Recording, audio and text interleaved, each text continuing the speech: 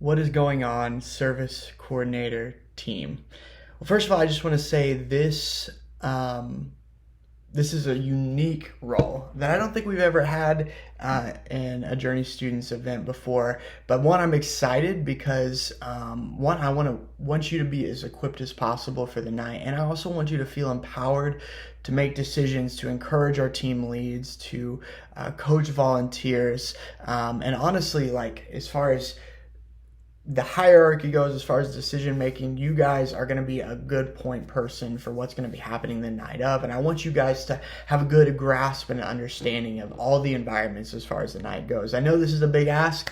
If you guys get a chance to watch all of our videos, that way you kind of understand what areas and the expectation is for all of our teams the night of. But I kind of want to do a little run through of the night, and that way you have an understanding of the flow of the services. We're asking volunteers to come at 5:30, and so some volunteers may be here at 5:30, some may be a little later depending on work, but the expectation is 5:30. And as volunteers come, our students, because they normally come early, could be here from 5:45 to 6 o'clock, but our block party technically kicks off at 6 o'clock. And so our block party will run from 6 to 6:50, and at 6:50 we'll go into our service time, and then our service will run until Josh gives a response. There's going to be worship on the back end. We're going to invite students to give their life to Jesus, and then after that we're going to have Brooke actually will come up on stage, and she will dismiss into silent disco, and students will go into silent disco, and then right at 9 o'clock, a little bit before, we'll probably start sending students out, just to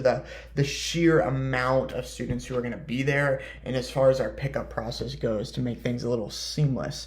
And so that's kind of the timeline as far as how that's going to work. On our front end, we're going to have different environments from our atrium, our gym, our student center, and the block party out front. So we're going to have games set out front, and we'll have things like cornhole, things like horseshoes, gaga ball, spike ball out front. And then in the atrium, we'll have our drawing station, our papa shot, a roping element for these little bowls that we have made, and then in the student center we're gonna have putt-putt golf set up, and then in the gym we'll have pickleball, a little golf chipping green, basketball kind of in there for students to play as well, so that you guys kind of know all the environments, and as far as the flow goes, and the expectations. You guys are kind of like, we have volunteers, we have team leads, service coordinators, myself, and then Josh, as far as the hierarchy goes. So, the team leads are going to understand, hey, if you have questions, go to your team. Volunteers are going to know, go to your team leads. And then team leads, if they can't answer it or can't give an answer, they'll come to service coordinators. And if you guys can answer it, bring it to me.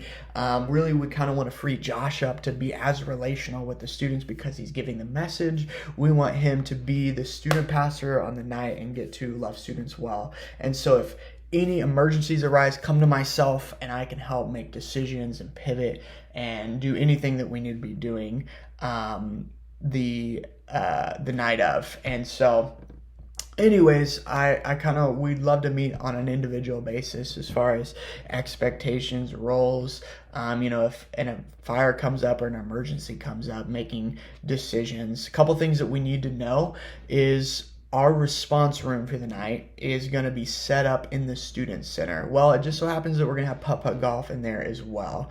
And so what we'll do is putt-putt golf will be tearing down immediately when we go into service. And so we'll have the service time to get putt-putt golf out and to set up our high top tables in our response room. And that'll be the biggest thing that we need flipped the night of. Everything else will be set up and prepped for the night. But as far as something that needs to be changed throughout the night, that needs to happen as well. I highly recommend having a really good grasp and understanding of our pickup and our drop-off process, so that one, we know how to pivot and take care of things in the moment as far as pickup and drop-off goes. But as far as individual basis, I want you to feel empowered, one, to make decisions. You have been a part of this ministry for a while. You understand big events like this, and we are excited that you would, one, give up time to come be here. And I would love to connect with you on an individual basis to have and answer questions you might have as far as expectations, rules, all of that goes. I would love to talk to you on an individual basis. This is a general cinch. I want you to understand the flow of service, block party, service, response, silent disco, dismissal. And so that way you guys had a flow of everything, and we can talk on an individual basis of like, all right, what if this situation arrives? What do I do in the meantime?